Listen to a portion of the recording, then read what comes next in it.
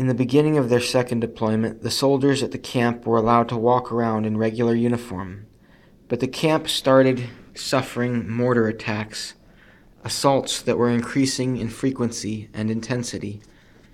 The mortars were becoming so repetitive that the soldiers were ordered to wear their helmets and vests at all times, and the order only increased their frustration.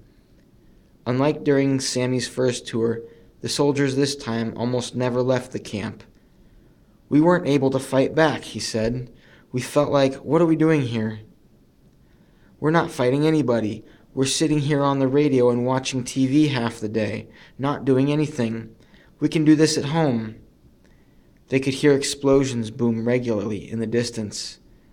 "That really frustrated us," he said, "because we felt that we were getting put into the position to fail, to see how long we could be here like this without getting hurt.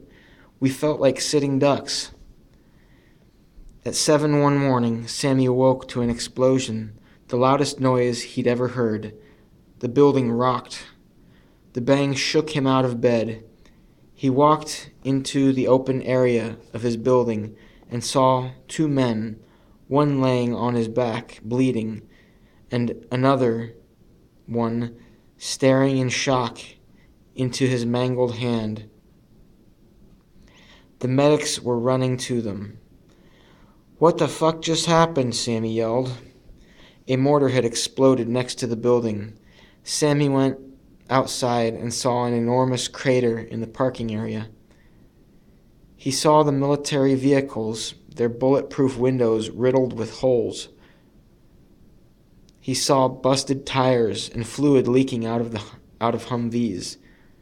And he saw a blouse covered in blood next to the crater. The blouse belonged to Gunny Lane, one of the first supervisors Sammy or his friends in the platoon had ever worked with. He was from upstate New York and, like Sammy, a huge Yankee fan. Everyone liked Gunny Lane. He was a man who knew his rank but never flaunted it. A career soldier. He'd been in the service for 15 years, 5 years away from his retirement.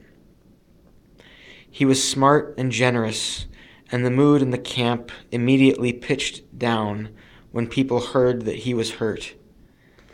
After the commotion subsided and the wounded were removed to medical care, Sammy and his friends sat outside, helmets on, to smoke. Nobody said a word for a long time. Everyone seemed to be thinking the same thing, but nobody wanted to talk, until Sammy broke the silence. "For what?" he said. Someone responded, "For nothing.